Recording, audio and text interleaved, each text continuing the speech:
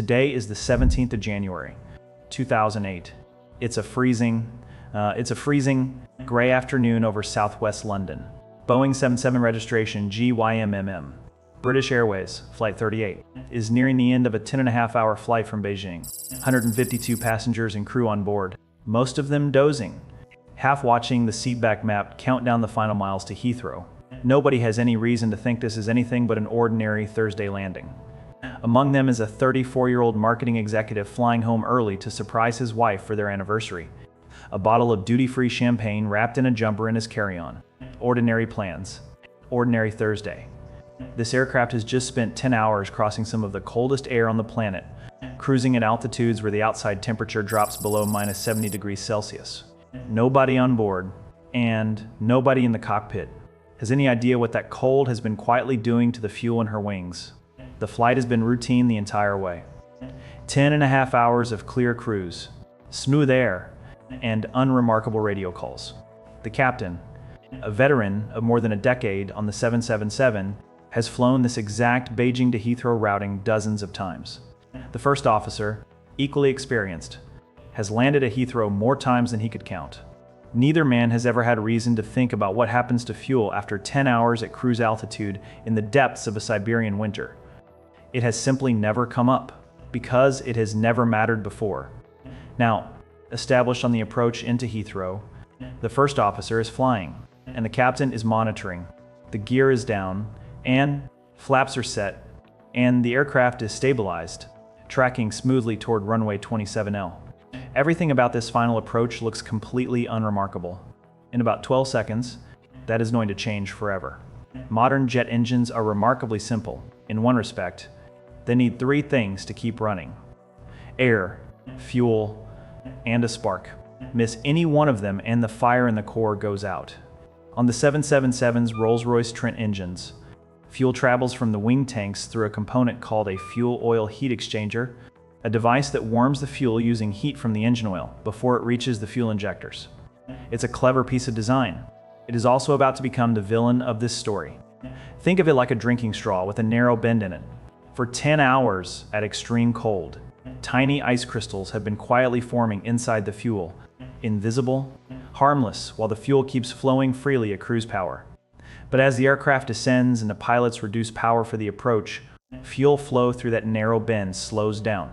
And when it slows down enough, the ice that has been building all flight finally has the chance to collect. Not melt, collect. At 720 feet, with the runway less than a mile away, the autothrottle calls for more thrust from the right engine to maintain the approach speed. The engine does not respond. Seconds later, the left engine does the same thing. So no matter what the levers ask for, the fuel simply is not getting through fast enough.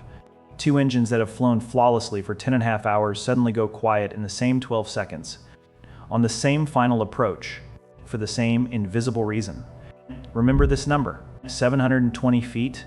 It is the exact height at which an aircraft the size of a 777 runs out of options.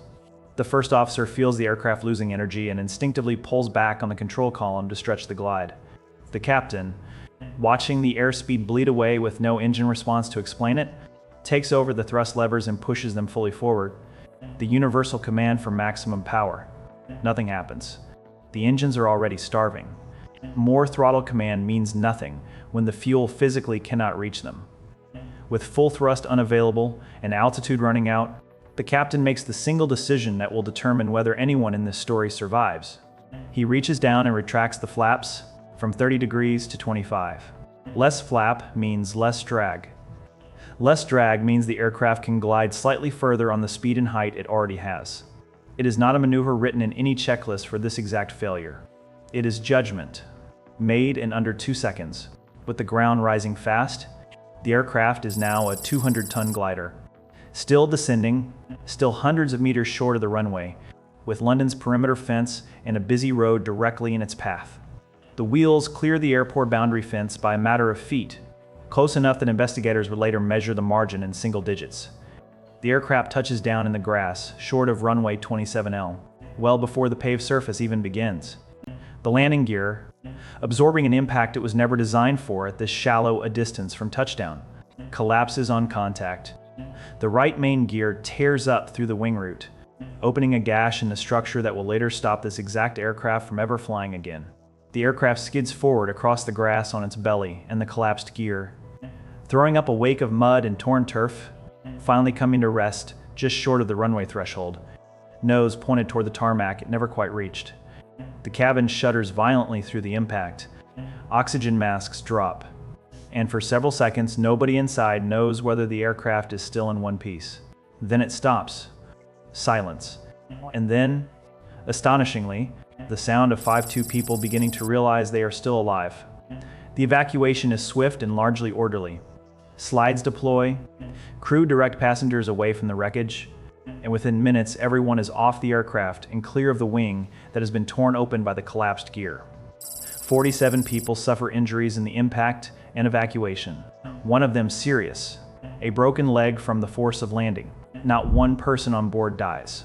A 200-ton aircraft with both engines silent lands in a field short of London's busiest runway, and every single passenger walks or is carried away from it. The investigation, led by the UK Air Accidents Investigation Branch, takes nearly 2 years to fully explain what happened. Investigators pull the fuel system apart component by component, run the aircraft's exact flight profile through cold chambers, and interview every engineer who ever worked on this specific heat exchanger design. And what they find reshapes an entire industry's understanding of cold weather flying. The fuel itself was never contaminated and never out of specification. Every sample tested afterward met every published standard perfectly. The problem was the design of the fuel oil heat exchanger itself. On this specific route, at this specific combination of extreme cold soak time and descent fuel flow reduction, ice that had built up gradually over hours could suddenly restrict flow right when engine power was needed most. Investigators traced the exact conditions required to reproduce the fault: long-duration flights at very low temperatures, followed by a descent that lowers fuel flow demand before power is needed again on approach. Both engines failed within seconds of each other, not because of coincidence, but because both fuel systems had spent the exact same 10 hours accumulating the exact same ice in the exact same design of heat exchanger, who was, in the driest possible sense, working exactly as designed, on both wings, at exactly the same time, which is precisely why it was so dangerous. A single random failure is a fluke. An identical failure on both engines, on a schedule, is a design flaw waiting to happen to someone else. Rolls-Royce and Boeing issued urgent guidance within weeks, instructing crews on long, cold flights to periodically increase power to keep fuel moving fast enough to prevent ice buildup. Airlines were told to avoid extended low-power descents on the coldest routes. And within a few years, the fuel oil heat exchanger itself was redesigned across the Trent 800 fleet, engineered specifically to prevent ice from ever collecting in that narrow bend again. The 720 feet that decided everything was never a storm, never a bird strike, never anything a pilot could have seen coming from the cockpit. It was 10 hours of invisible cold, quietly doing its work in a component nobody was watching, arriving all at once in the last 12 seconds of an otherwise perfect flight. The marketing executive made it home for his anniversary, champagne still wrapped in his jumper, walking away from a landing that, by any reasonable measure, an aircraft should never have survived. The captain who pulled the flaps back in under 2 seconds, and the first officer who felt the glide dying and stretched it anyway, would later be credited with a decision that had no checklist to follow and no time to consult one.